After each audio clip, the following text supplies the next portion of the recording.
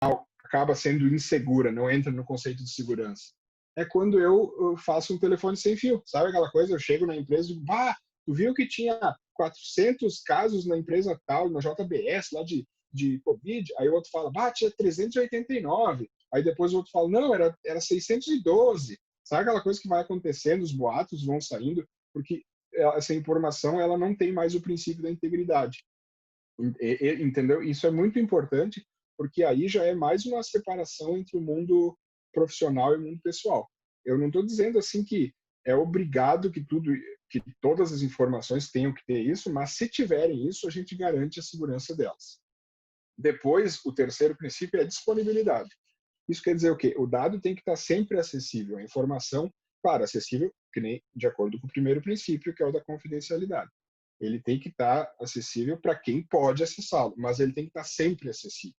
E isso envolve a segurança muito no quesito assim. Vamos dizer que, por exemplo, eu não consiga um dado que eu preciso naquele momento. Eu vou ter que dar um jeito de conseguir aquele dado. Pode ser que eu consiga daí de uma outra forma, eu consigo um dado que eu acho que é o dado certo, e não é. Eu posso tentar, eu não consegui acessar esse dado aqui, eu vou ter que acessar essa informação lá de outro lugar, a informação veio meio adulterada. Então, o princípio da disponibilidade é muito importante para garantir a segurança da informação, para não ter brecha. E o quarto princípio, que é aquele que eu tinha mencionado antes, é a autenticidade, que é aquele que algumas pessoas confundem com a integralidade, que é a informação não é que ela não pode ser modificada, ela pode ser modificada. Pode acontecer que ela passa, eu faço uma informação, passo essa informação para a Paula vai lá, modifica essa informação, porque ela tinha que modificar, adicionar uma coisa, e essa informação passa adiante. Como é que a gente garante que ela ficou autêntica? Como é que a gente garante que ela modificou só a parte que ela tinha que modificar, e não a parte que eu entreguei, por exemplo? Isso são ferramentas que garantem a autenticidade, que é os 4 princípios da informação. Falando rapidinho desses princípios, a gente já consegue notar, né? Já começa a fazer uma imagem rápida na nossa cabeça de como isso é diferente no ambiente empresarial para o ambiente pessoal, né? Quantos de nós tem as nossas informações no nosso WhatsApp, no nosso celular, mesmo no nosso e-mail pessoal, que regem esses princípios? Por exemplo, nossos e-mails são 100% confidenciais, aí quando a gente já começa a pensar, bah, eu não boto sabe aquela história da senha do e-mail, que a pessoa não tem senha, que na verdade a senha fica salva e a pessoa acha que não tem, porque ela entra no e-mail e o e-mail está lá aberto. Isso é um problema de confidencialidade, porque quando outras pessoas podem usar aquele computador e acessar as informações dela. A gente começa a notar que esses princípios eles não são seguidos e nem existe uma educação ou alguma coisa do tipo assim, a pessoa compra um celular na loja lá da operadora, instala o WhatsApp e sai usando, sai botando os contatos, sai falando, cria um e-mail para entrar lá no Google, criar um e-mail do Google, sai mandando e-mail para todo mundo, sem se preocupar, não existe uma educação desses princípios. Daí, o que acontece quando a gente entra dentro de uma empresa? As nossas empresas, elas geram informação sempre, está toda hora gerando dados. E essas informações, elas eram relativamente seguras antigamente, mais do que hoje, porque pelo menos elas eram blindadas por aquele princípio da confidencialidade da chave da casa que eu expliquei para vocês. Ficava lá no servidor da empresa e não é qualquer um que entra numa empresa, né? Não dá para eu chegar ali, por exemplo, chegar lá na Florência e entrar lá. Não consigo entrar assim sem. Então tem uma certa barreira de eu acessar as informações. O que foi acontecendo com o passar dos anos com a transformação digital? Uma das primeiras coisas foi que as informações começaram a ficar mais fáceis de ser transmitidas. Foi a primeira coisa com a internet. A gente conseguia mandar por e-mail, mais fácil do que antigamente. A gente começava, e uma vez mandava só um arquivinho assim. Se vocês lembram, quem é mais antigo, assim que nem eu, que quando, dependendo do arquivo que ia mandar por e-mail, esquece. Era 2 dias para mandar o arquivo por e-mail, a gente desistia, era melhor pegar, imprimir e levar a pé na casa do cara, do que o e-mail. E a internet foi ficando cada vez mais rápida e foi facilitando isso. Aí entrou o quê? Entrou a tal da nuvem, que faz o quê? Deixa a gente colocar nossos arquivos em um local sempre seguro, óbvio, mas um local terceirizado à empresa, onde as pessoas podem acessar de qualquer lugar isso. Não precisa mais estar necessariamente dentro da empresa para acessar. E aí, o que quebrou de vez o princípio foi quando a gente começou a misturar dispositivos pessoais com dispositivos da empresa. Ou seja, a pessoa ela compra o computador dela, instala os programas dela e entra na empresa, entra no sistema da empresa para poder trabalhar, sabe? Isso é uma coisa muito problemática. A pessoa pega o WhatsApp e quando vê, eu trabalho, sei lá, no setor de compras de uma empresa, eu uso o meu celular com o meu WhatsApp e começo a conversar com fornecedores da empresa. E vou passar informações, cotações, preços, compras. Eu nem estou falando em coisas super confidenciais, isso pode ser coisa do dia a dia, mas acabou todo o princípio de confidencialidade, controle sobre isso. E daí o que acontece? O que as empresas elas precisam? Elas precisam ter algo chamado políticas. E essas políticas, claro, eu sempre falo, né? Política é só um documento, é um papel, sabe? É que nem eu vou lá e escrevo. Não pode fazer isso. Tem que ter toda uma parte que é legal até que a gente está no comitê de RH, porque essa é a parte principal do RH e do desenvolvimento humano, que é trabalhar a cultura para que as políticas façam parte de uma empresa, da empresa da maneira mais orgânica possível. Que não seja uma coisa, uma lei, assim. Não, por exemplo, assim, eu sempre uso esse exemplo. É um exemplo meio forte, mas eu gosto de usar porque fica bem claro. Não pode matar. Tem uma lei que proíbe matar. Não é por causa da lei que eu não mato. Não é assim, agora pode, não tem mais lei. Opa, já vou sair matando todo mundo. Não é a lei que me segura, entendeu? A lei, ela tem dispositivos legais, punições, é para saber o que acontece o que fazer quando aquele infortúnio acontece. Mas não necessariamente que é só por causa da lei que eu sigo. Né? Eu só quero deixar claro isso. Aí o que acontece? Eu vou falar de duas possíveis políticas, tem muito mais, mas essas duas políticas são os dois caminhos que as empresas normalmente seguem. Uma é, vamos dizer assim, eu chamei de custo médio, porque assim, toda política tem um custo para implementar. Eu vou implementar uma política, eu vou ter que gastar um dinheiro. Aí o que acontece? Quanto mais eu gastar corretamente, melhor eu controlo a segurança da informação lá na frente. Aí assim, eu chamei assim, dispositivos controlados pela empresa, que é o quê? A empresa dá para cada funcionário que vai precisar um celular e um computador controlado pela empresa. Isso vai ter o custo da aquisição do celular, o custo da aquisição do computador, o custo do sistema para monitorar isso e mais o custo da equipe que vai ter que monitorar isso aí. É custo, né? É um custo. Só que o que acontece, ele garante que a empresa tenha controle sobre o que vai acontecer naqueles equipamentos, porque elas ficam dentro do sistema dela. Aí existe uma política, eu não encontrei nomes em português dela, que a gente chama de BYOD, que é Bring Your Own Device, que é traga seu próprio dispositivo. E as empresas estão cada vez mais adotando porque o custo é muito baixo. É tipo assim, o funcionário é liberado para usar o seu celular e o seu computador, às vezes. Às vezes a empresa até dá o computador, mas ele usa o celular dele para falar. Aí o máximo que a empresa às vezes dá é uma linha, né, um número de celular específico para a pessoa, para que a pessoa consiga ligar e não precisar gastar do bolso dela, mas o aparelho é dela e está misturado. Lá tem a mãe, o tio, o grupo da família e o grupo da empresa está lá no celular tudo misturado.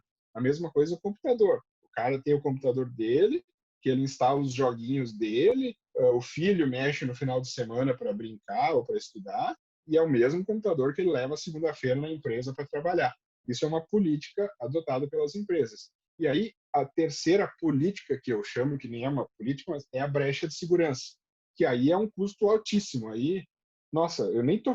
Depois, lá no final, que nem a Vanise lembrou, tem a LGPD, que é a Lei Geral de Proteção de Dados, que ela traz um monte de multas e coisas para brechas de segurança, mas nem estou falando desse custo. Tem custo de imagem, custo de dano à marca, tanta coisa que pode acontecer com brecha de segurança que o custo é sempre altíssimo.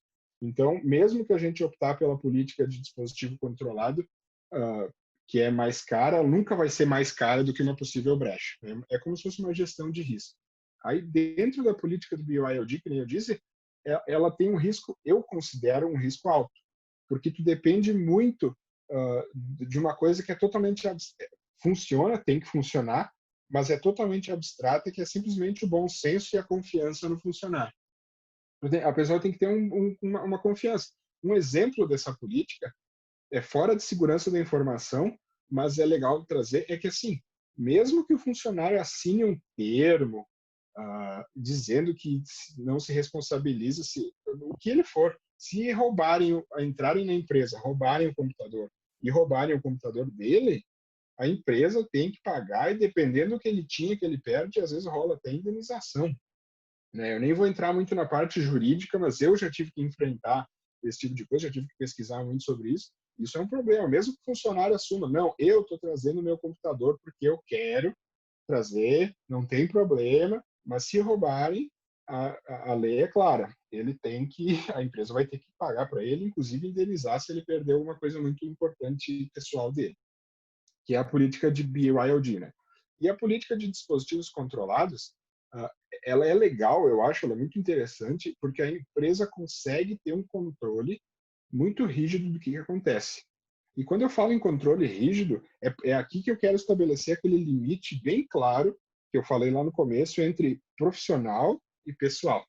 Porque tem uma coisa que vocês devem até estar acompanhando, não sei se todos estão acompanhando, que nós estamos passando por um problema parecido no Brasil por causa de fake news. E o pessoal passa muita fake news, eles querem passar um projeto de lei no qual a pessoa, o governo consiga controlar 100% do WhatsApp da pessoa, com esse intuito. O que, dentro de um mundo profissional, naquela metade profissional, é compreensível, faz sentido. A empresa é uma empresa que compete, que ela não é filantrópica, ela precisa ganhar dinheiro, ela pode ter produtos e fatores que fazem ela ser competitiva, e ela tem total direito de segurar esses dados. O funcionário não pode, por exemplo, pegar um projeto de um novo lançamento de um produto e passar adiante para alguém. A empresa tem esse direito de controlar. Quando entra no mundo pessoal, acontece uma coisa diferente. Não é bem assim que o governo ou qualquer pessoa possa vir e controlar o que eu falo com a minha mãe, sei lá, por exemplo. Por mais que, tipo assim, tem aquela máxima que o pessoal sempre lembra que é quem não deve, não teme. Pode olhar tudo minhas coisas. São duas coisas diferentes. Não quer dizer, não é isso.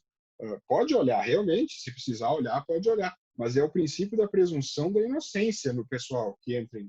Assim, eu não tenho que ficar sendo investigado antes de eu cometer qualquer coisa. Eles não têm que ficar olhando tudo que eu faço pessoalmente antes de cometer qualquer coisa. Vocês entendem a diferença clara entre profissional e pessoal? É a mesma coisa. Quando essa nuvem acontece, que eu disse antes que acontece essa mistura, começa a dar esse problema. A pessoa está lá com o celular dela, falando com o fornecedor, como é que tu vai controlar? Se tu controlar o celular dela, tu vai controlar a conversa dela com a mãe dela junto. Tu vai controlar a conversa dela com o namorado, com o marido. Não tem essa escolha. Por isso, essa diferenciação. Inclusive, né, esses sistemas de monitoramento, eles controlam tudo. Eu botei o exemplo aqui, tipo, são só exemplos, tá, pessoal? Tem mais ferramentas. Eu estou dando esses exemplos porque são os que eu uso e sei operar. Depois eu até vou entrar no sistema que eu tenho, só para mostrar para vocês as opções que ele dá, para vocês verem que legal que é. Inclusive, vou falar o custo, tudo. O que eu uso é o G Suite for Business do próprio Google, que é um sistema que tu consegue dar uma conta do Google para a pessoa, o domínio da empresa mesmo, por exemplo, paulo@treble.com.br, né, que é o e-mail da Paulo. Esse e-mail é hospedado no domínio da Treble, né, @Treble, mas é controlado por essa ferramenta. Então a empresa tem o controle sobre isso. Se acontecer alguma coisa tipo assim, perdi meu computador que tinha o e-mail da empresa com os dados importantes. Eu consigo, ao clique, assim, é só a Paula me avisar, eu aperto um botão, o administrador, no caso, aperta um botão, apaga tudo, apaga todos os registros, tira do computador, não tem mais acesso. A mesma coisa com os celulares. A pessoa pega um celular e tanto faz Android ou iOS, Apple ou Android, coloca essa conta do Google e o administrador consegue saber que aplicativo ele está instalando, se a senha dele é segura o suficiente. Porque sabe que tem pessoas que não botam nem senha no celular, nem aquele padrãozinho, aquele desenho que desenha para desbloquear, nada. Tem, sabe, não bota. E aí, esse mesmo celular que a pessoa não bota a senha, ela vai lá e usa para falar coisas importantes da empresa, sabe? E daí tem uma coisa, né, que eu até vou mencionar mais além, só vou dar uma pincelada agora, que é o erro honesto, que a gente chama, que é aquele erro que não é feito de propósito. Sem querer, a pessoa perde o telefone e ele não tem senha. É um erro honesto, ela não perdeu porque ela quis. E isso acaba gerando um transtorno absurdo, que o que tinha, que informações que tinham, será que arquivos que baixou? Uma coisa que às vezes a grande maioria das pessoas não fazem é faz um download, por exemplo, sabe, recebe um arquivo no WhatsApp ou recebe um arquivo no e-mail e esse arquivo é um projeto de um lançamento de um produto. A pessoa baixa esse arquivo para ver na tela ali e esse arquivo fica salvo numa pastinha lá chamada downloads do celular. E muitas vezes o celular, inclusive, salva isso, dependendo do modelo, no cartão de memória. E o cartão de memória é tipo, eu pego o celular, abro aqui do ladinho, tiro o cartão de memória, boto no bolso e levo embora. Eu não preciso nem da senha da pessoa, sabe? Se a pessoa não tem, que quase ninguém tem, né, convenhamos, criptografia nos dados, criptografia no cartão de memória, é literalmente eu pegar um clips, colocar no furinho aqui, tirar o cartão de memória, botar no bolso e eu tenho tudo que tinha fotos ou documentos na pasta downloads daquele cartão de memória do celular da pessoa. Imagina, pode ter projeto de produto, pode ter quanta coisa lá, por um descuido totalmente sem querer. E aí eu chamo isso do dilema da facilidade, porque isso é claro, na verdade é um dilema na vida, mas na segurança da informação ele se aplica mais ainda, que é assim, quanto mais fácil, menos seguro. Isso vocês podem botar na cabeça de vocês e é garantido. Quanto mais fácil de usar, quanto mais simples for, garantidamente é menos seguro. Porque a segurança, justamente por ter que depender daqueles 4 princípios que eu mencionei antes, ela faz ser um pouco burocrático, um pouco chato.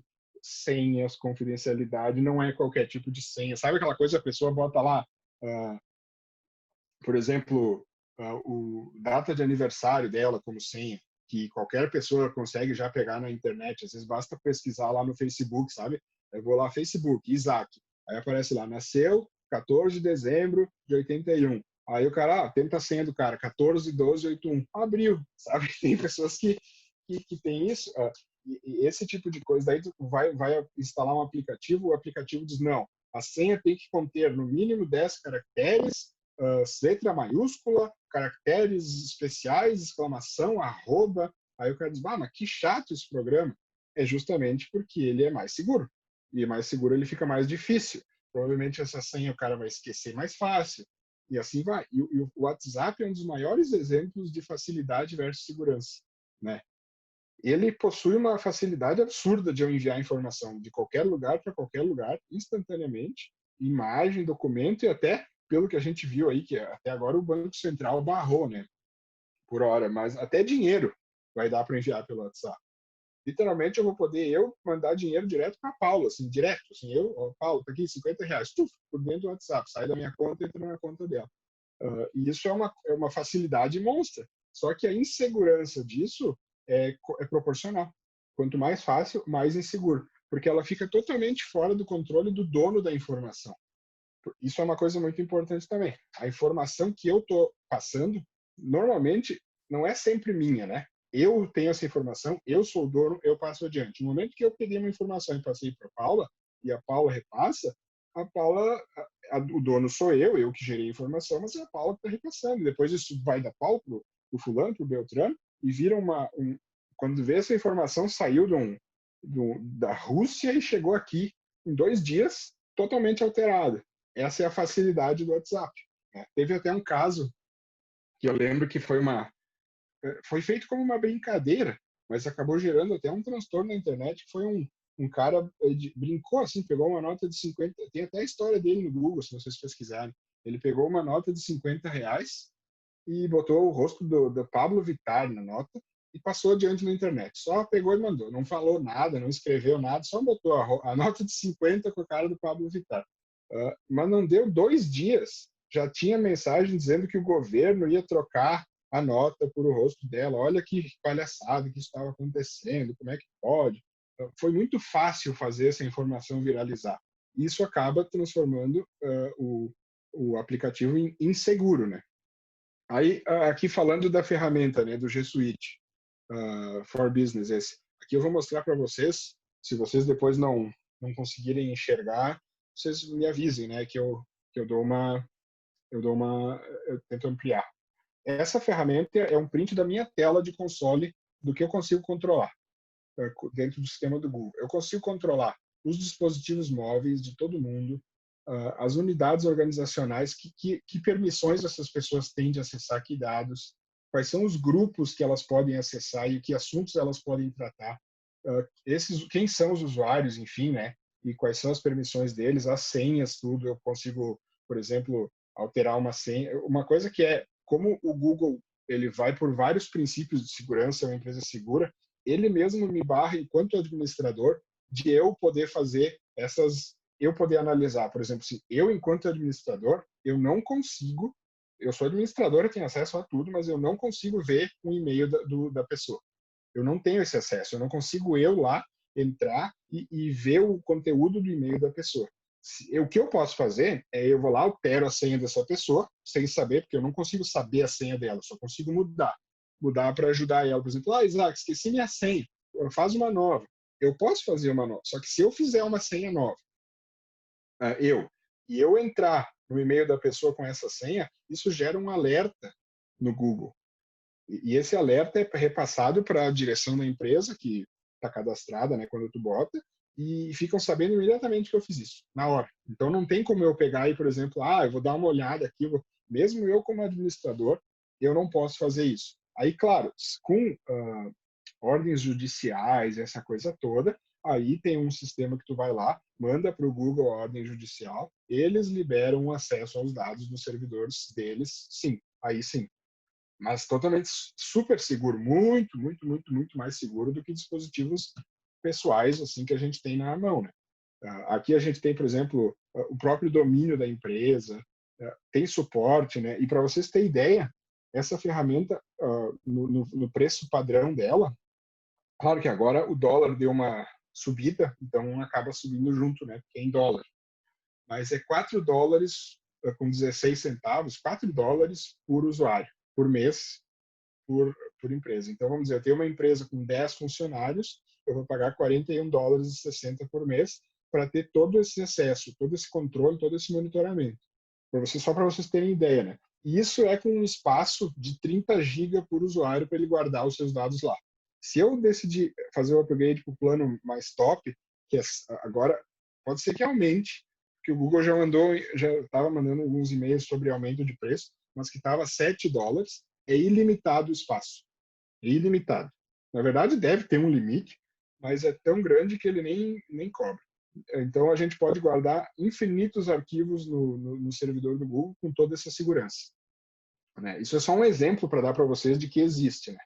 E aí, a gente entra onde? Nas redes sociais. O que acontece? Esse erro honesto que eu estava mencionando lá, eles são potencializados pelas redes sociais, por causa que é um dos lugares onde o usuário mais elevado a cometer um erro grave sem querer. A rede social nada mais é do que como se fosse uma rua virtual onde eu saio e falo o que eu quiser. Eu posso, por exemplo, sair na rua aqui de casa e falar, dar minha opinião. Assim, eu acho que tal coisa está correta. E sair gritando na rua com cartaz dizendo isso. Eu acredito nisso. E isso pode ser feito tanto fisicamente na rua quanto na rede social. O que acontece? Eu posso muito bem misturar dados empresariais. Eu estou falando de dados porque é simples, tá, galera? Mas isso que eu estou falando pode ser levado até a imagem da pessoa, sabe aquela coisa? O fulano é gerente de gestão da empresa X. E aí as redes sociais, ele vai lá e dá uma opinião pessoal sobre a coisa Y. E essa separação é muito difícil de acontecer. E o que acontece? E aí, quando vê, ele vai lá e passa um dado profissional dentro da rede social pessoal dele, ali a empresa já não tem mais o controle, ela já não consegue mais fazer nada. Se a pessoa compartilha uma coisa no Facebook, a empresa não tem mais controle sobre o Facebook pessoal da pessoa. E aí o que as empresas normalmente fazem? Tranca tudo, né? Enquanto está dentro do ambiente da empresa. O cara chega no computador da empresa, vai tentar acessar lá, não tem direito de acessar nada. Só que esse não tem direito, ele está começando a se perder porque as pessoas estão usando muito seus dispositivos pessoais, né? E esse vácuo que isso gera interliga a vida pessoal digital com a vida profissional digital da pessoa. Aí eu vou falar de algumas categorias, né? Especificamente do Facebook. O que é o Facebook? Qual é o problema do Facebook? Não é necessariamente só eu ir lá e falar uma coisa no Facebook. O ganho do Facebook, é onde ele ganha dinheiro e da onde vem todo esse lucro que eles têm, todo esse império, é a informação. Eles usam essa informação, eles vendem essa informação, e essa informação vale muito dinheiro. Por exemplo, imagina para uma empresa, se uma empresa quer saber quantas pessoas gostam sabe, de xícaras de chá decoradas, sabe? E aí ele começa a pegar todas as postagens das pessoas, tudo que elas falam, e diz assim, cara, se eu investir numa empresa de xícaras de chá decoradas na Mongólia, eles vão amar, porque lá na Mongólia é só o que eles falam sobre isso o tempo inteiro, eles adoram, eles trocam foto, então se eu fizer isso lá, eu vou ter muito dinheiro. Olha de uma besteirinha, assim, que eu digo, entre aspas, que é eu ir lá dizendo assim, adorei essa xícara. Isso pode gerar um montante de informações que pode dar uma vantagem competitiva para uma empresa contra uma outra empresa que não tem essa vantagem, que não consegue enxergar isso. E aí o que acontece? Eles criam uma coisa que se chama persona. Persona é aquela coisa assim, persona 1, a pessoa é mulher, na faixa dos 30 a 40 anos, tem um filho pequeno, um ou dois filhos no máximo pequeno, ela trabalha e ela gosta de viajar, sabe? Essa persona, que é baseado na interação que essa pessoa faz no Facebook, ela começa a gerar conteúdo de uma maneira que as empresas conseguem usar isso para vender mais, para entregar mais coisas direcionadas àquela persona. Uma empresa que usa muito isso, eu dou o exemplo aqui, não sei se vocês já usam o serviço deles, já precisaram usar o serviço digital, é a Panvel, que é a farmácia Panvel. A Panvel, ela é uma das empresas mais avançadas, mais de longe, assim, nesse quesito de personas e nesse quesito de usar os dados das pessoas de maneira digital. Como é que eles fazem, por exemplo, assim? Tu vai lá e tu compra na Panvel, no caixa mesmo ali, um remédio para o teu filho. E aí por algum motivo tu não tinha troco ou tu não conseguiu comprar esse remédio, tu chega em casa, tu recebe um e-mail dizendo que tu tem esse remédio no carrinho e por teleentrega eles te dão 30% de desconto e entregam uma entrega grátis na tua casa. Aí tu diz, eu vou querer. Aí tu compra esse remédio e aí mês que vem eles te oferecem o mesmo remédio, ou, eu digo remédio, pode ser fralda, pode ser qualquer coisa. E esse tipo de coisa, muito interessante, muito legal, não é danoso com os nossos dados pessoais, né? Eu até gosto que a Panvel me lembre que eu tenho que comprar um remédio que eu tomo todo mês lá e me entregue. É ótimo. Só que essa separação entre a vida profissional e a vida pessoal, como é que ela entra nessa compra de dados e nesse uso de dados por uma rede social como o Facebook, né? O que acontece? O próprio departamento de RH, que é o que a gente está falando aqui, é um departamento que normalmente precisa do Facebook, porque é um lugar interessante para acessar, para entender às vezes de um candidato, né? É uma coisa útil, assim. Deixa eu dar uma olhada aqui para ver se a pessoa, como é que é a pessoa, ou enfim, qualquer coisa, né? Tipo, tem N motivos que um RH precisa analisar, né? E aí o que acontece? Ele está dentro da empresa acessando o Facebook e muito provavelmente o RH não está usando uma conta corporativa, né? Uma conta corporativa do Facebook, da empresa X limitada. Ele está usando a conta dele. Sabe? Eu, Isaac, vou lá com a minha conta pessoal, que eu posto as fotos da minha viagem, que eu posto as fotos que eu converso, que o cara às vezes entra em debate sobre algum assunto e está lá usando dentro da empresa, pesquisando um assunto da empresa. Essa mistura acaba gerando uma insegurança jurídica muito grande. Essa é a primeira categoria de rede social que eu queria falar. A segunda é os mensageiros, né, que é o WhatsApp e o Telegram, que é uma maravilha, assim, a facilidade de usar esses bichinhos é uma coisa, porque assim eu mando a mensagem para o fulano já responde para mim na hora, é muito mais rápido que o e-mail, é muito mais rápido até que ligar. Às vezes o pessoal tá até, por exemplo, assim, tô aqui converso com vocês, quando eu venho aqui, pô, só um minutinho, já consigo responder rapidinho. Ele é muito melhor, muito bom, né, de usar. Só que, e ele é muito, assim, isso tem uma coisa que tem que deixar claro. Ele é, sim, muito seguro, o WhatsApp, pro usuário, para a pessoa. Porque o WhatsApp, ele tem alguns princípios de segurança, como a criptografia, por exemplo, que permitem que o usuário fique muito seguro com aquilo que ele manda. Por exemplo, se eu vou mandar uma mensagem, sei lá, para a Ironit, lá para a Ira, vou mandar uma mensagem para ela. Aí eu vou, só eu e ela sabemos essa mensagem. Só se eu mostrar para alguém ou se ela mostrar para alguém. Mesmo que eu entrar com uma patrola no servidor do WhatsApp lá e abre esse computador que eu quero ver o que o Isaac falou com a Ironit. Não vai estar lá. Vai estar criptografado e a chave para descriptografar isso aí vai estar só no celular do Isaac e da Ironit. Não adianta nem pegar só um. Tem que pegar os dois. Ou seja, é extremamente seguro para a pessoa que manda a mensagem. Só que para as empresas que são donas do dado que está sendo passado, vocês conseguem notar quão inseguro fica daí? Por exemplo, assim, eu passo sei lá, um dado de um funcionário para ir ali, por exemplo, e acabou. A empresa não sabe o que eu passei, não tem acesso ao que eu passei, acabou, não tem o que fazer.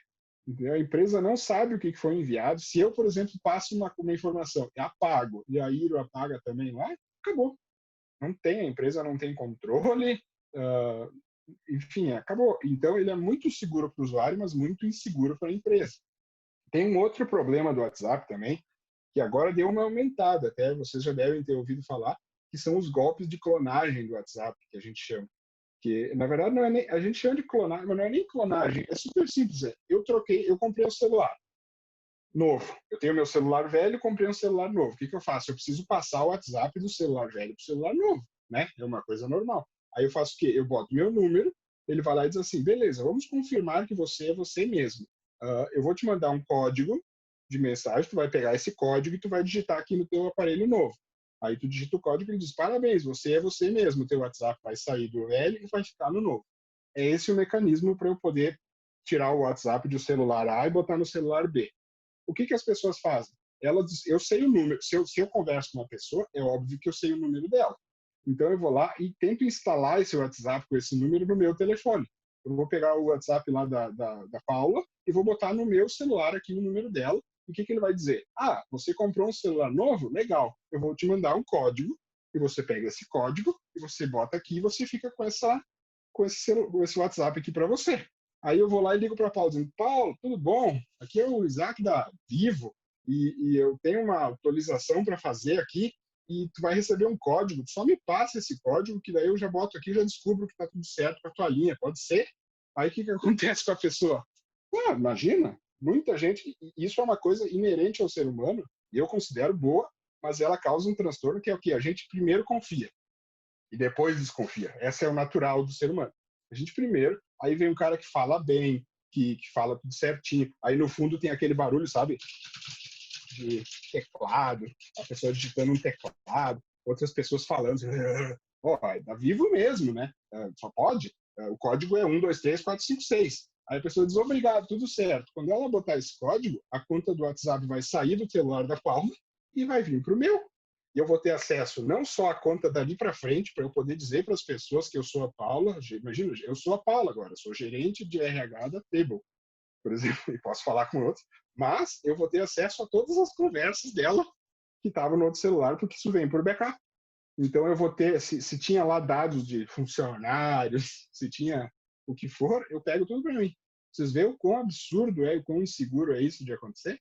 Isso acontece direto, esses golpes de clonagem por WhatsApp.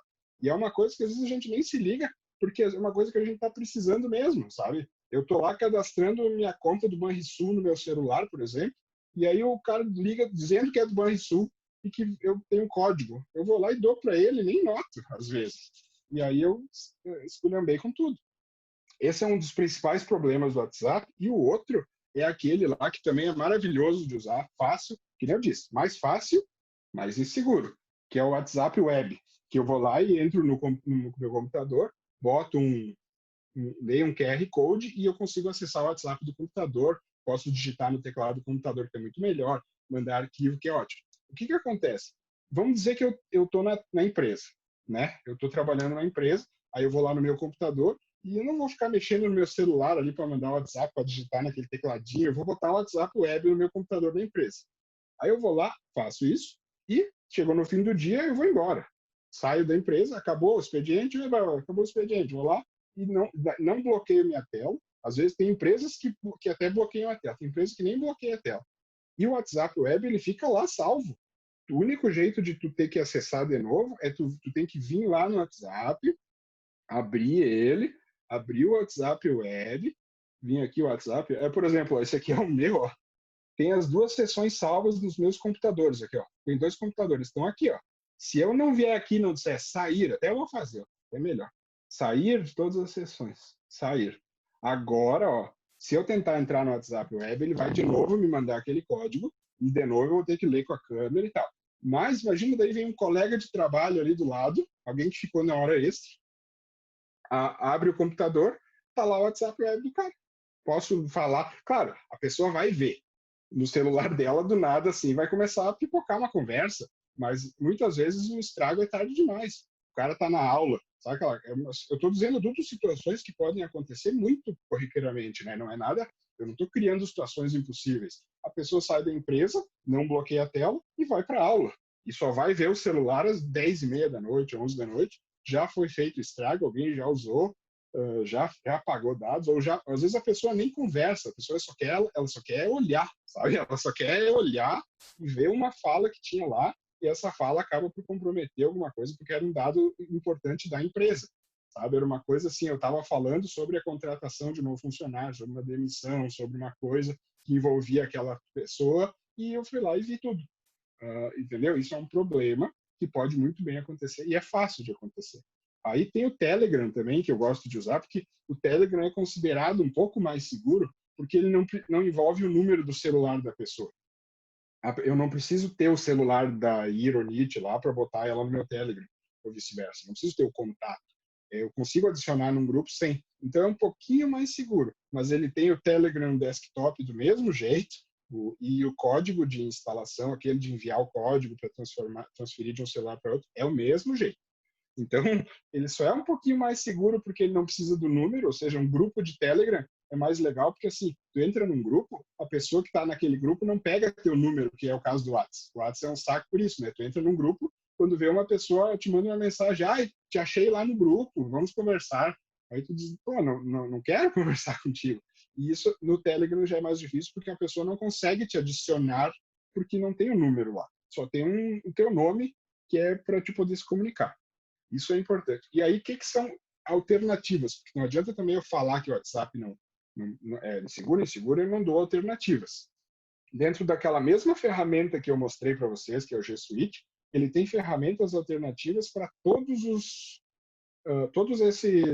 esses programas que eu falei para vocês.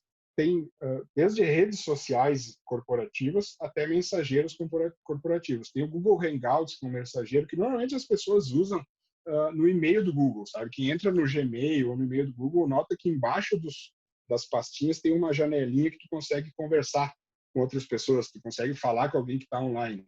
Isso funciona num aplicativo separado, da mesma forma que o WhatsApp. Tu consegue, inclusive, conversar com pessoas de fora da empresa. A única coisa que elas precisam ter é uma conta do Google, que é gratuita e todo mundo hoje tem. Mesmo às vezes quem tem Apple acaba tendo uma conta do Google por causa da agenda, ou, enfim. E isso feito por dentro daquele G Suite que eu mostrei, a empresa tem controle total. A empresa consegue desativar, saber o que está acontecendo, aquilo fica tudo registrado. E é uma ferramenta igual ao WhatsApp. O que entra aí? Cultura corporativa. Essa é a grande diferença. Eu chegar para os funcionários e dizer, funcionários, não vamos usar o WhatsApp aqui, vamos usar o Google Hangouts. Aí os funcionários dizem, beleza, mas se o celular não for um celular dado pela empresa, for um celular dele, é só ele instalar o WhatsApp e quando vê ele está falando com o fornecedor por WhatsApp, que é mais fácil. Entendeu? Entenderam? Não é só a partir de agora nós vamos usar essa ferramenta aqui de mensagens que a empresa tem controle. Muito legal. Mas se ele não tiver um celular que também o dispositivo físico, a máquina, o hardware é controlado pela empresa, isso também não adianta muito, entendeu? Então, por que eu falo que é custoso? Imagina, o que eu estou falando para vocês é assim, é muito melhor tu dar um celular para a pessoa, um outro aparelho, a empresa comprar e a empresa botar esse programa, porque daí nesse celular a pessoa não consegue instalar o WhatsApp, nem que ela queira, porque eu tenho controles, né, o administrador tem controle sobre a instalação dos aplicativos. Então, nesse celular da empresa que eu ganhei, eu vou botar o meu WhatsApp. Não vai, não. Não tem como, entendeu? Aqui nesse celular, não. Aconteceu qualquer coisa, roubaram, clonaram, aperta um botão, 30 segundos depois está tudo cancelado, tudo apagado. Isso é uma coisa muito importante, mas que não é normalmente levado em conta pelas empresas, até pelo custo que gera. Outra coisa é redes sociais corporativas. Que redes sociais corporativas são o quê? São simulações de redes como o Facebook, onde tu pode curtir, postar, fazer tudo, só que tudo sob controle da empresa da mesma forma que o Face. E aí, para coroar tudo isso que eu venho falando, entrou a LGPD, está quase entrando em vigor, né? Como toda lei difícil no Brasil, ela está por será que adia, será que não adia, vamos empurrar mais um pouco, não vamos, mas o que é fato é que ela vai acontecer. E como toda lei, inclusive como RH é legal falar, é a mesma coisa do e-social, por exemplo. Não é porque vai adiar que eu não tenho que me preparar. Pelo contrário, quer dizer que eu me preparo quanto antes, porque é melhor esse adiamento do que ele vir correndo. A mesma coisa acontece com essa lei. É a Lei Geral de Proteção de Dados. Ela deriva de uma lei europeia chamada GDPR, que é a mesma coisa, uma lei de proteção de dados, que é justamente para tentar proteger a pessoa física, a pessoa digital, vamos dizer, o Isaac digital, ele tem que ser protegido. E aí, para proteger, o que eles fizeram? Eles começaram a botar algumas normas para os dados, e óbvio, essas normas, se não cumpridas, alguém tem que ser responsabilizado, correto? Né? Tipo, não cumpriu a norma, quem que vai ser responsabilizado? Daí, nesse caso específico, né, que é o que eu quero passar para vocês, é a empresa. Então, sempre vai ser a empresa. Eu vou dar um exemplo prático do que aconteceu na Europa com isso, que está um transtorno, e aí depois eu entro aqui nos WhatsApp e nos problemas do Brasil sobre isso. O YouTube, né, é uma ferramenta onde eu posso fazer um vídeo. Eu posso ir lá e fazer um vídeo assim, dizendo, veja como fazer bolo de maçã. Tu pode dar maçã e não sei o quê, daí a pessoa assiste meu vídeo. Só que daí, quando vê, eu tô com uma roupa, sei lá, do Google, ou eu tô usando uma camiseta que tem a capa de um CD da banda X. O que acontece? Isso pode configurar o tal do direito autoral. A pessoa pode dizer, não, tu está usando a minha imagem, eu quero dinheiro sobre o teu vídeo. Aí o que acontece antes dessa lei? A pessoa tinha que processar o Isaac. Eu tinha que chegar lá, Isaac, tu usou uma roupa com a minha cara, o meu logotipo no teu vídeo de maçã e tu está ganhando um monte de dinheiro nesse vídeo do bolo. Eu quero esse dinheiro para mim. Eu tinha que ir lá e processar o Isaac e eu tinha que resolver isso direto com o Isaac. O que a lei fez? A lei responsabilizou a empresa, ou seja, o YouTube. Se o cara descumprir um direito autoral, a culpa é do YouTube e não mais do Isaac. Aí o que o YouTube fez? Tá louco? Eu não vou. Imagina que eu vou ter que controlar todos os vídeos de todo mundo que posta. Eu vou cancelar. Então o que o YouTube está tentando? Ele está tentando ainda na justiça, mas ele já falou, se essa lei efetivamente entrar em vigor para valer, ele não vai ter mais YouTube. É melhor que ninguém mande vídeo nenhum para lá, porque é mais barato para ele cancelar o YouTube do que se responsabilizar pelo cancelar o YouTube, do que se responsabilizar por alguma coisa que pode vir a acontecer. Então, usando esse exemplo, onde é que isso cai dentro da empresa? A mesma coisa. Imagina que acontece um vazamento de dados pessoais do Isaac na empresa X, e aí o Isaac se sente, passaram meus dados para a empresa tal. Eu não quero isso aí, né? Tipo, eu não gostei disso. Antes eu ia ter que processar a pessoa que fez essa sacanagem. Agora a culpa é da empresa, independente. Mesmo se for um terceiro, se for uma pessoa que nem aconteceu dentro da empresa, a culpa é da empresa. E aí o que acontece? Aí os objetivos dessa lei é bem simples, né? Tem aqui no texto, mas depois eu vou mandar para vocês, né?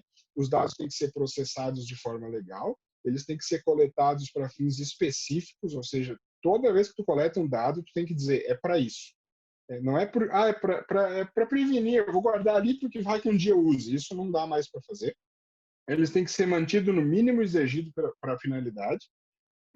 Ele tem que ser, como é que eu posso explicar isso? Ele tem que ser fácil de anonimizar. E tem que conseguir deixar aquele dado de uma maneira que não consiga descobrir quem é a pessoa do qual eu estou mencionando ali. Eu vou dar um exemplo do que acontece agora por causa dessa epidemia de coronavírus que está acontecendo. Eu consigo acessar o banco de dados do SUS e eu consigo saber todos os exames para síndrome gripal que foram feitos em todas as cidades do Brasil por bairro e data de nascimento. Então eu posso chegar ali, por exemplo, e botar Flores da Cunha, bairro X, eu vou saber quem fez teste de gripe naquele dia, naquele bairro, e se deu positivo, se não deu positivo. Aí como é que eu faço para saber, para não conseguir identificar? Porque pega uma cidade menor, assim, uma cidade pequena que nem Flores, quando vê eu digo, nesse bairro, essa data de nascimento, só pode ser o meu amigo lá, o fulano. Como é que eu faço para eu não descobrir quem é a pessoa? Eu tenho que anonimizar esse dado, eu tenho que ir lá e trocar algumas coisas de um jeito rápido para que a pessoa não consiga identificar. Então, no caso do banco de dados do SUS, ele está com alguns embaralhamentos que eu consigo calcular ainda quantos testes deram positivo em Flores, quantos testes por bairro. Eu consigo fazer esses dados que é importante, mas eu não consigo mais saber quem é. Eu não consigo. Eu olho lá e digo, eu não sei se é o João, se é o Pedro. Antes, o cara mais esperto dava um jeito lá de descobrir, mesmo que não tivesse o nome. Agora não tem como, por causa dessa Lei Geral de Proteção de Dados. Então, o que é o recado? Aquilo que antes era desejável, tipo assim, isso era desejável, seria legal eu ter esse nível de segurança. Agora, com essa lei, isso passa a ser obrigatório. Esse slide aqui eu não vou ler todo, eu só vou deixar aqui porque daí fica fácil para quando vocês depois analisarem esse material. Aqui tem todas as garantias que a empresa tem que dar. Tipo, auditoria, anonimização, criação de banco de dados, tem que proteger contra vazamento. É um monte de coisa que vai obrigar a fazer isso. Tudo bem. Por exemplo, esse sistema do Google que eu mostrei para vocês, do G Suite, esse sistema por si só, ele já tem tudo isso. Entendeu? Então, é super fácil de usar, é só botar e usar. Só que quando eu estou falando de dispositivos pessoais, eu não consigo botar isso no celular do Joãozinho, do Pedrinho, do fulano. Eu não consigo, entendeu? Então, qual é o recado que isso passa para nós? Que é quase muito certo de que a gente está muito beirando, né, muito proximamente de não poder mais usar dispositivos pessoais. E não, vamos tentar inventar um jeito que a gente consiga usar, né? E aí aqui eu deixei uma parte específica para vocês, que é a lei também vale para os colaboradores que utilizam o próprio smartphone? Sim, a empresa é sim responsável por qualquer dado corporativo que circula no dispositivo, independente se a empresa deu ou se é dele. Tanto faz. Então, além de toda uma educação corporativa que tem que dar para essa pessoa, é muito importante que a empresa tenha um mínimo de controle sobre que dados essa pessoa pode passar adiante, né? Então, eu acho que mais ou menos isso aí, assim, o assunto em geral, né? Deu mais ou menos uma horinha aqui de palestra, né? Que eu estou falando, e aí eu acho que agora a gente pode fazer um bate-papo. Não sei se deve ter gerado dúvidas, perguntas. Agora acho que a gente pode conversar sobre, né? Deixa eu ver que veio no bate-papo algumas coisas aqui. O Hélio falou, muito boa apresentação, mas depois dessas informações eu vou desinstalar todos os meus aplicativos de redes sociais mensageiras. Quando a gente fala sobre o aplicativo e percebe o problema que ele pode trazer, dá um pouco de medo mesmo, né? Medo que eu digo assim, receio, né? A chance de dar alguma carcaça é grande, é isso que dá. E aí essa chance, quando a gente é confrontado com ela, a gente não quer muito correr, né?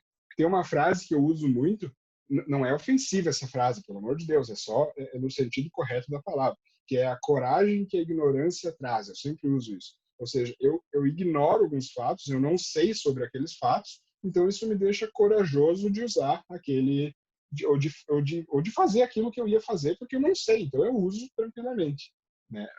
Isso acontece muito aqui. Quando a gente começa a saber os potenciais problemas, pensa as empresas sabendo que tem funcionário à torto e à direito usando o próprio celular para fazer um monte de coisa, sabe, de empresa no seu próprio celular pessoal. Isso é muito complexo. Né? Eu recebi uma pergunta aqui, vamos ver. Olá, Isaac, parabéns. Se puder falar sobre o uso dos certificados digitais, isso é bem importante, que é o eCNPJ e o eCPF, que é necessário para a transmissão de declaração. Isso é muito importante porque esse certificado digital é quase assim, super simplificando, é como se fosse a assinatura da pessoa que eu posso usar através de um cartãozinho, que nem o meu cartão do banco. Lá. Eu tenho o meu cartão do banco, eu vou sacar dinheiro, eu boto meu cartão do banco, eu digito a minha senha no caixa eletrônico e ele diz, você é o Isaac mesmo, pode sacar seu dinheiro. É a mesma coisa, só que eu posso assinar um contrato, eu posso transmitir uma declaração, eu posso emitir, por exemplo, até notas fiscais. Tem notas fiscais a partir de um determinado valor que eu não posso simplesmente transmitir a nota, eu tenho que transmitir a nota com um certificado digital da empresa. Quem é que assina? Aí vai a empresa lá, a empresa X, vai o diretor-presidente, a pessoa que assina no contrato social, vai lá na certificadora. Vamos usar um exemplo aqui só para o Serasa. O Serasa dá certificados digitais. O cara vai lá no Serasa, escolhe uma senha, assina essa senha, né? E ele diz assim, bom, com essa senha aqui, com esse cartãozinho, agora eu tenho o certificado digital. Aí eu vou lá, normalmente nunca é o cara que assina no contrato social, que é o cara que opera no dia a dia essa transmissão e faz isso todo dia. Sempre tem alguém do financeiro, alguém do RH que transmite o e-social e tal. Daí ele vai lá, dá para essa pessoa esse cartãozinho e dá para essa pessoa essa senha e essa pessoa usa isso. Muito tranquilo. E daí, o que acontece se essa pessoa, por exemplo, tiver de home office por causa da Covid, e aí ela precisa transmitir uma declaração, e ela diz assim, bah, eu não estou na empresa, tu tá aí na empresa, cara? Tô. Tu consegue transmitir para mim? Aí eu pego o meu celular e mando pro WhatsApp. Ó, é o cartão azul, aquele que está do lado do monitor, e a senha é 1, 2, 3, 4, 5, 6. Só bota isso que tu transmite. Essa situação que eu falei agora, ela é impossível de acontecer? Ou ela é muito, muito possível de acontecer? Entendeu? Ou seja, eu acabei de passar pelo meu dispositivo pessoal uma senha de um cartão de CNPJ ou de CPF que equivale à assinatura de um representante legal de uma empresa. Olha o tamanho da bronca, né? Que é isso. É muito complexo. Então, que nem eu disse, são todas ferramentas usadas para nossa segurança, né? Só que se não tiver algumas coisas ao redor, que é esses 4 princípios ali da segurança da informação, começa a dar problema. Então, se eu tivesse, por exemplo, não instalado, eu tivesse dado um celular para essa pessoa e não instalado o WhatsApp, e ela fizesse a mesma coisa que eu falei agora, ela usasse o Google Hangouts para mandar uma mensagem, tu tá aí na empresa? Tô. Manda a senha do tal. O que acontece? Essa informação está dentro do meu controle enquanto administrador. Eu posso apagar, ninguém vai roubar. Eu posso dizer, por exemplo, assim, a própria pessoa pode dizer, bah, eu vou ter que fazer isso, mas, Isaac, tu apaga para mim, eu consigo apagar essa informação, eu consigo segurar o controle sobre a confidencialidade, sobre a integridade dessa informação muito melhor do que pelo WhatsApp, pelo Telegram, por qualquer coisa que for, né? Então, é importante o certificado digital, sim, Rodrigo, só que tem esses mesmos problemas se a gente misturar tudo, o pessoal com o profissional. Deixa eu ver aqui. Aqui no bate-papo não tem mais perguntas. Não sei Não como é tem que mais funciona. ali. Se o pessoal quiser abrir, quiser falar, né? Fiquem tranquilos. Pessoal, agora tá aberto a perguntas, a questionamentos, se alguém tem alguma colocação a fazer. E obrigado, Isaac, por esse bate-papo desde já, né? Acho que foi muito proveitoso, foi bem informativo para todos nós. Então, tá aberto a perguntas. Podem ficar à vontade, pessoal. Fiquem à vontade aí, pessoal. Alguém tem alguma dúvida? Um por vez, né?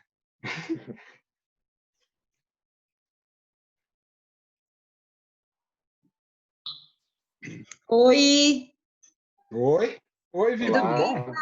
É a Vivi, tudo certo? Oi, Vivi. Beleza. Tudo. Isaac, assim, ó, uma pergunta básica, talvez ela seja meio bobinha, mas enfim, eu quero proteger os dados do meu aparelho, no meu celular, porque eu uso para tudo, digamos assim, né? Para empresa, tudo. Tem como eu fazer algo melhor? Porque assim, tu sabe, nossa empresa não é grande, mas eu guardo tudo nele. Tem algo que eu possa fazer? Essa ferramenta do Google ali que eu mostrei, o G Suite, ela não tem limite mínimo de uso. Se vamos dizer que vocês são em 2 e tem 2 aparelhos só.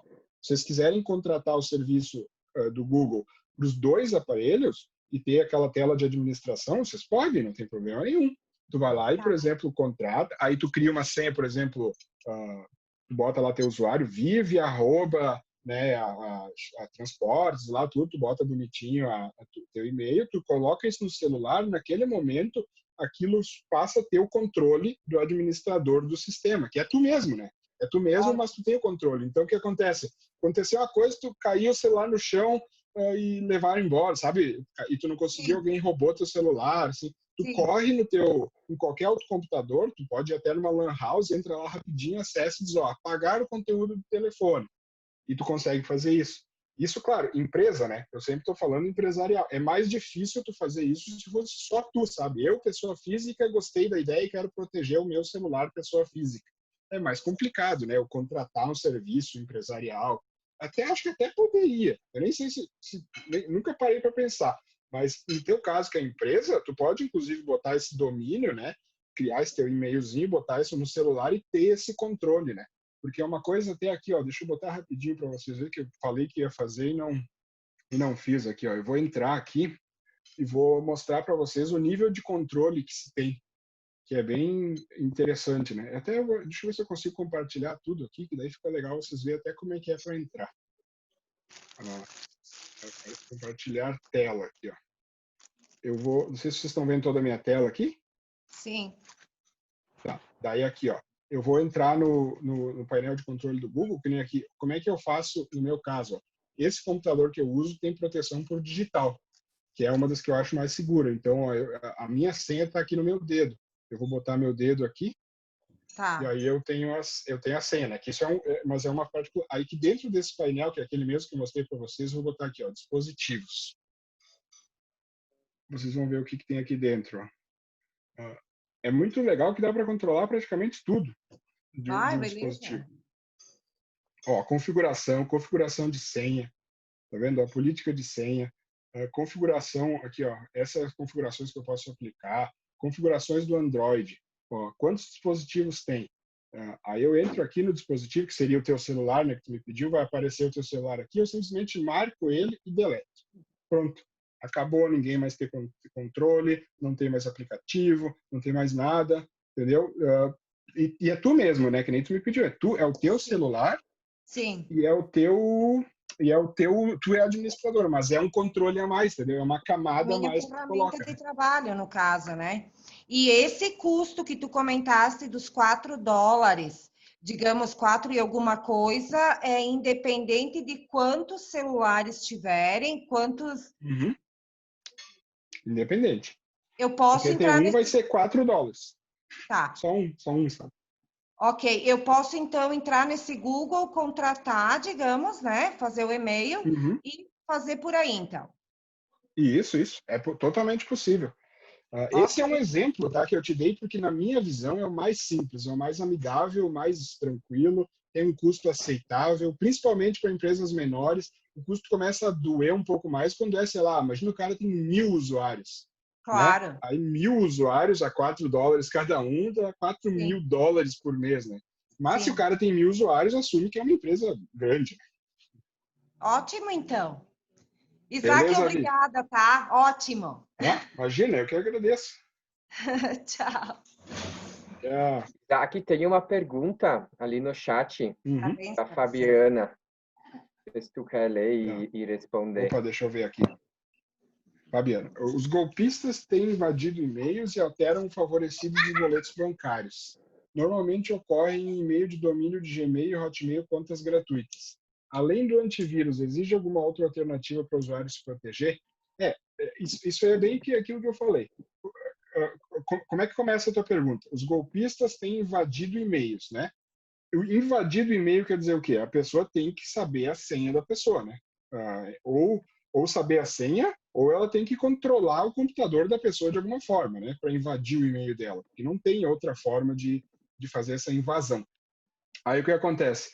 Se é uma conta pessoal, tu viu ali, e-mail de domínio de Gmail, Hotmail, conta gratuita. Se é uma conta gratuita, ela já não tem aquela política de senha tão forte e a pessoa pode adivinhar facilmente a senha. Vocês podem, não é uma coisa que eu recomendo fazerem, vocês podem fazer esse teste vocês mesmos. Entra na senha do marido, do parente, do irmão, e diz assim, esqueci minha senha. E daí vai fazer uma pergunta de segurança. Vocês vão ver que vocês vão praticamente certo que vocês vão conseguir responder essa pergunta. Entendeu? Às vezes eu estou falando de parentes, mas pode ser até com amigos, sabe aquela coisa? Tu tem um colega de trabalho que fala, eu amo meu cachorrinho, o Lilico, é o cachorrinho, meu Lilico, Lilico. Daí tu chega lá, esqueci minha senha. nome do seu cachorrinho favorito. Entendeu? O cara vai lá, tipo, Lilico, parabéns, troca a senha e invade o e-mail do cara assim, ó, né? Isso acontece nessa invasão. Então, que nem tu disse, além do antivírus, existe uma outra alternativa para os usuários proteger. Eu acredito que é justamente esse controle robusto por fora, né, ao redor desse e-mail invadido. Se esse e-mail invadido fosse um e-mail ali, por exemplo, da Treble, que é a conta que eu tenho, eu vou ficar sabendo disso 3 segundos depois que acontece. Não vai dar nem tempo da pessoa alterar o favorecido do boleto, fazer nada com o conteúdo daquele e-mail, porque mesmo que ele descubra a senha por um problema desses, tu tem essa camada do administrador de rede, né? Isso é muito importante, esse administrador, para fazer essa proteção, sabe? Isso é a parte mais importante que eu acho. Que nem eu disse, por isso que é importante empresas, né? Sempre digo, empresas versus dispositivos pessoais. Porque às vezes a gente ouve aqui e diz, quero fazer no meu.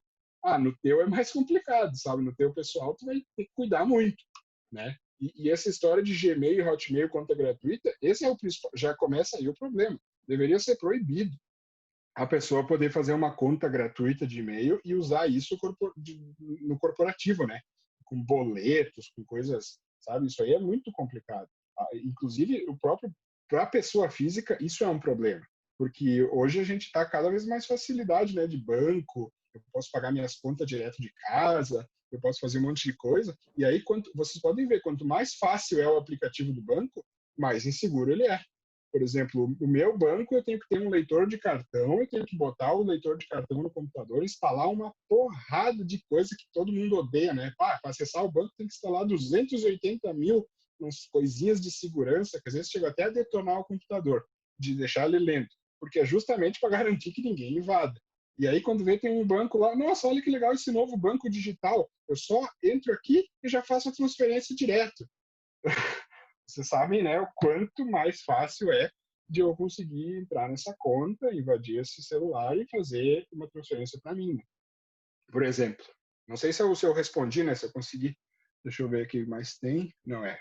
Por enquanto, só essa da Fabiana. Não sei se eu consegui responder, né, Fabiana? Alguém mais tem perguntas?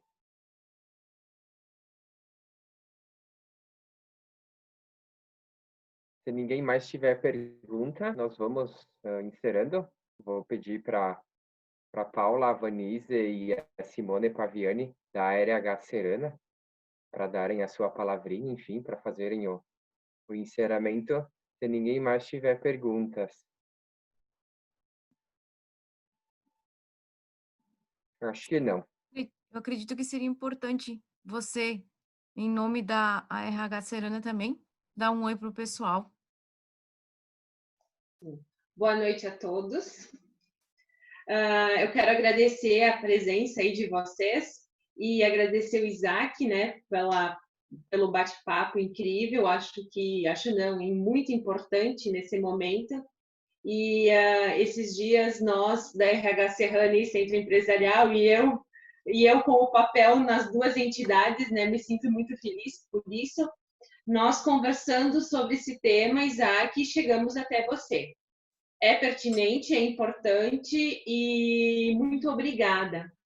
A nossa relação de entidades, ela é muito forte, né, Paula e Vanise? E nós trabalhamos para trazer a informação em conjunto para os associados. Estamos aí à disposição, então, em nome do Centro Empresarial e da RH Serrana, muito obrigada a todos. Obrigada, Isaac. Obrigado por explanar esse assunto aí que sempre gera dúvidas, né? Deixou, pelo menos, acalmar um pouquinho nossos corações também, né?